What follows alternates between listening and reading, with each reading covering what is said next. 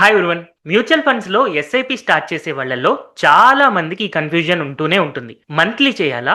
Weekly చేయాలా? లేదా daily SIP చేయాలా?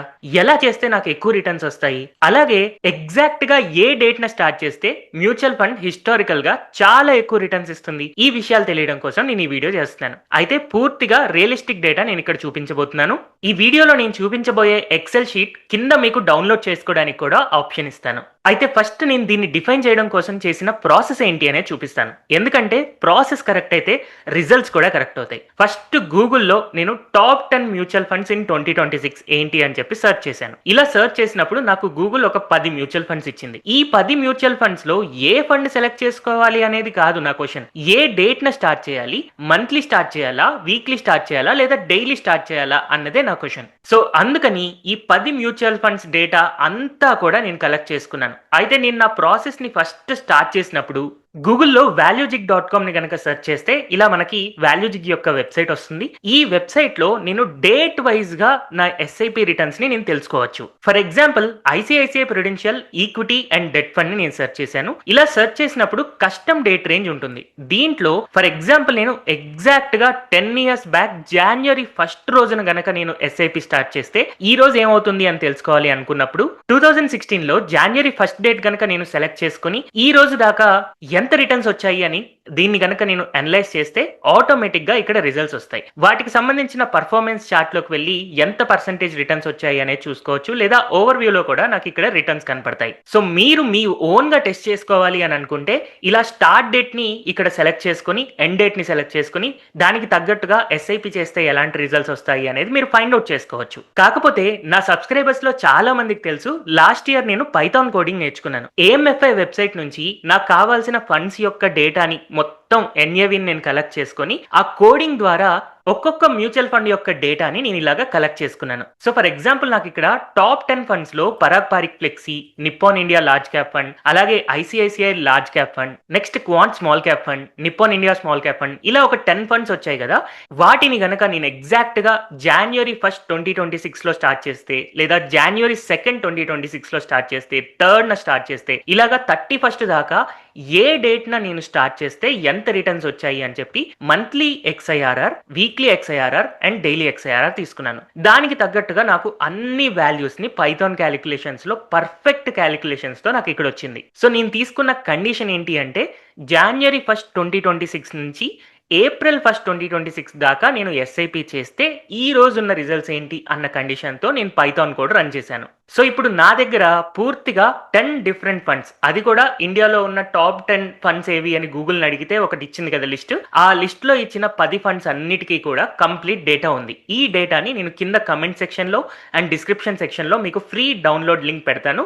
దాన్ని మీరు యూజ్ చేసుకుని ఈ డేటాని ఎలా కావాలంటే అలా అనలైజ్ చేసుకోవచ్చు. అయితే ఒకప్పుడు మాన్యువల్ గా మనం కూర్చొని ఒక్కొక్క రోజు చూసుకొని జాగ్రత్తగా రకరకాల క్యాలిక్యులేషన్స్ చేసుకోవాల్సిన అవసరం ఉండేది. కానీ ఇప్పుడు మనకి చాట్ జీపీటీ, క్లాడ్ ఇలాగా ఎన్నో ఏ ప్లాట్ఫామ్స్ ఉన్నాయి కదా, వాటికి సింపుల్ గా మనం ఈ ఎక్సెల్ షీట్ ని ఇచ్చేసి దీని నుంచి మనకు కావాల్సిన అవుట్పుట్ ని అడగచ్చు. సో నేనేం చేశానంటే క్లాడ్ కి ఈ ఎక్సెల్ షీట్ ని ఇంపోర్ట్ చేసి ఈ డేటా ప్రకారం మంత్లీ ఇన్వెస్ట్ చేస్తే మంచిదా, డైలీ ఇన్వెస్ట్ చేస్తే మంచిదా, లేదా వీక్లీ ఇన్వెస్ట్ చేస్తే మంచిదా, ఒకవేళ నేను ఇన్వెస్ట్ చేస్తున్నాను, ఎస్ఐపి చేస్తున్నాను, ఏ డేట్ న స్టార్ట్ చేస్తే మంచిది, ఈ డేటా ఏం చెప్తుంది అని చెప్పి దాన్ని అడిగాను. సో క్లాడ్ ఇచ్చిన ఇన్ఫర్మేషన్ మీకు ఇప్పుడు స్క్రీన్ మీద కనపడుతుంది. మంత్లీ, వీక్లీ అండ్ డైలీలో జనరల్ గా వీక్లీ చేస్తే కొంతవరకు ఎక్కువ రిటర్న్స్ వస్తున్నాయి.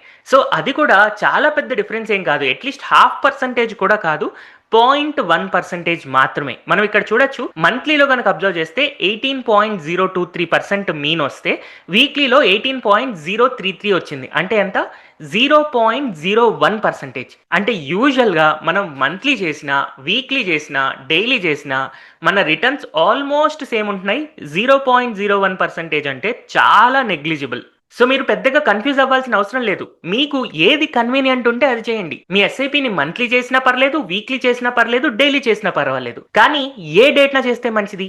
దానికి ఈ డేటా నుంచి వచ్చిన ఫైండింగ్ ఏంటి అంటే 24న గాని 25న గాని మనం ఎస్ఐపి స్టార్ట్ చేస్తే మనకి కొంచెం ఎక్కువ రిటర్న్స్ వస్తున్నాయి. మనం ఇంత వర్క్ చేశాం కాబట్టి కొంచెం బెటర్ రిటర్న్స్, అది 0.01% అవ్వచ్చు, కానీ ఆ కొంచెం ఎక్కువ రిటర్న్స్ రావాలి అని అనుకుంటే మనం ప్రతి మంత్ 24th గాని 25th గాని చేస్తే మంచిది. అయితే ఇప్పుడు ఈ క్లాడ్ డేటా ఎంత మంచిది అనేది కూడా మనకు చెప్పింది. ఫర్ ఎగ్జాంపుల్ నేను 25th గనక స్టార్ట్ చేస్తే 18.07% వస్తుంది, 24th స్టార్ట్ చేస్తే 18.07 వస్తుంది, సో 26th స్టార్ట్ చేస్తే 18.06 వస్తుంది. చాలా మైనర్ చేంజెస్ ఉన్నాయి. సో యాక్చువల్ గా ప్రాక్టికల్ గా గనక నేను డేటా వైజ్ క్యాలిక్యులేట్ చేసినప్పుడు 24th of month or 25th of month best days గా మనకు కనపడుతున్నాయి. యాక్చువల్ గా మనం ఏం చేస్తాం, మనకి శాలరీ రాగానే ఎస్ఐపి చేస్తాం. బట్ డేటా ఏం చెప్తుందో తెలుసా, ఎగ్జాక్ట్ గా మనకి శాలరీ వచ్చే డేస్ ఫస్ట్ డే కానీ సెకండ్ డే కానీ లేదా 8th day 3rd day and 9th day worst days అవుతున్నాయి. ఇక్కడే మనకి లోయెస్ట్ రిటర్న్స్ వస్తున్నాయి. ఎందుకంటే చాలా మంది అదే టైంలో ఎస్ఐపి చేస్తూ ఉంటారు కదా, వాళ్ళకే తక్కువ రిటర్న్స్ వస్తూ ఉన్నాయన్నమాట.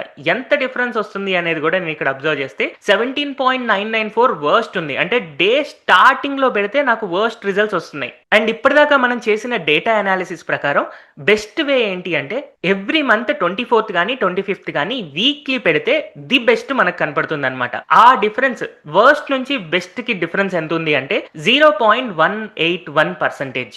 సో ఆ 0.181% వల్ల ఎంత డిఫరెన్స్ వస్తుంది అది అర్థం చేసుకోవడం కోసం ఫర్ ఎగ్జాంపుల్ నేను ఇక్కడ గ్రో వెబ్సైట్ లో 5,000 రూపీస్ నేను ఎస్ఐపి చేస్తున్నాను, 19% సిఏజిఆర్ వచ్చింది అనుకున్నాను. 10 years కనుక చేస్తే మనం ఇన్వెస్ట్ చేసే మొత్తం అంతా కూడా 6 lakhs అవుతుంది. వేరాస్ టోటల్ వాల్యూ 16,31,000 అవుతుంది.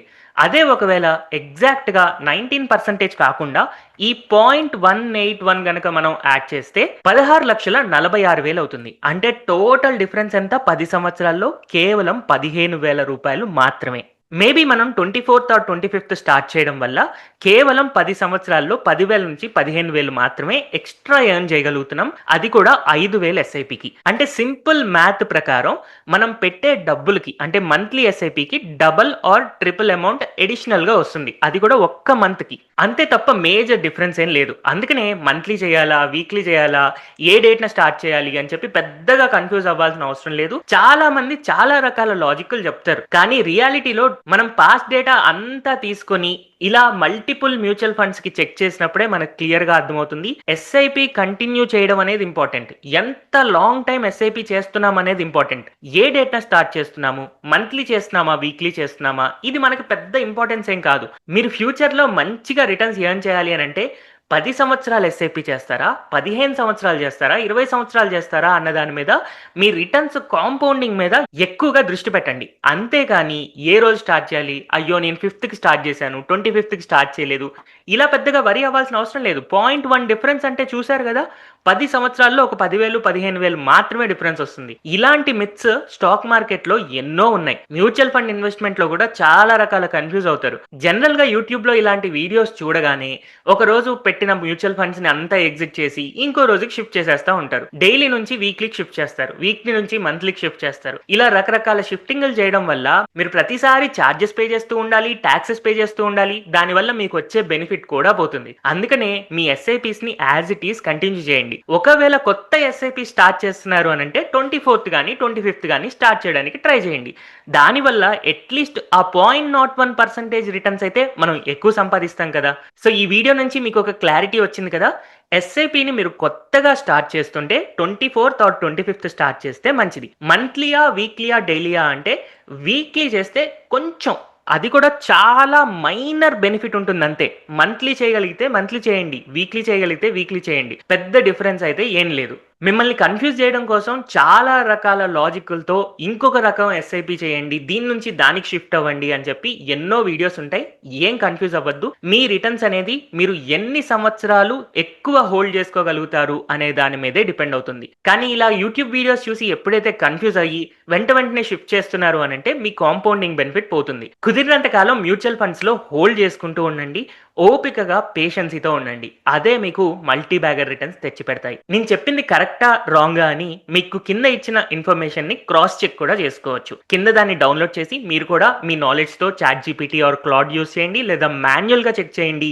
ఎలా చేస్తే మీకు మంచి రిటర్న్స్ వస్తాయి అనేది మీకే అర్థమైపోతుంది. సో ఇలాంటి ఇన్ఫర్మేటివ్ వీడియో కనుక మీకు నచ్చినట్టయితే don't forget to like, share and subscribe to Telugu stock channel. Thank you everyone for watching this video.